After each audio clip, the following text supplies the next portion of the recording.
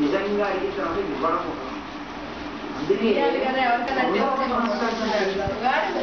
నిజంగా దాన్ని ఆచరణ చెయ్యగలిగిన ధైర్యం ఉన్నవాడైతే నువ్వు దగ్గరికి జరుగు కాబట్టి వచ్చినా పర్వాలేదు. వాడు నడవడం, వాడు పడిపోతాడు ముందు, వాడు రాకుండా. అయ్యా పంపించాలి నా కొడుకు అంటే చెప్పారు, చెప్పిస్తాడు అని భయం. విశ్వామిత్రుడు ఆ స్థితి కాదు. అందుకు అన్నాడు, అదే నా కొడుకు చీకటి పడితే నిద్రపోతాడు, చీకటి పడ్డాక నా కొడుకు యుద్ధం చేస్తాడు, నా అబ్బాయి అందరూ వస్తాను.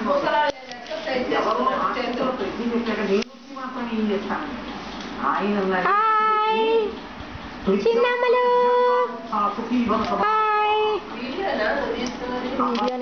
జీవితం ఉన్నవాడా ఇస్తానని అడగకుండా అయిన తర్వాత ఇవ్వలేదని మరణించిన వాడా చిరకాలం బంధువులతో బతుకు పాపి చిరాయు. మాట తప్పిన వాడివి కాబట్టి చాలా కాలం బతుకుతా. అంటే ఇప్పుడు ఆయన శాపాన్ని కూడా మానేశాడు కాబట్టి ఆయన తనది అనుగ్రహమా అసలు నేర్చేసుకుందామా ఇంకోటి ఉంటుందా? ఒకసారి. నీకేం తెలుసు విశ్వామిత్రుడు గురించి?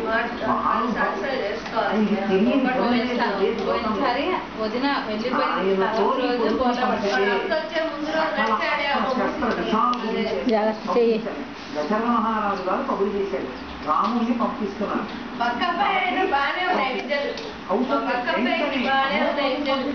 అనలేదు,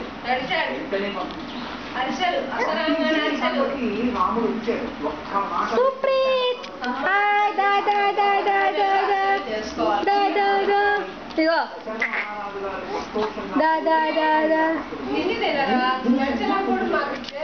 చాలా అక్కడ పాలు పొంగుతాయేమో,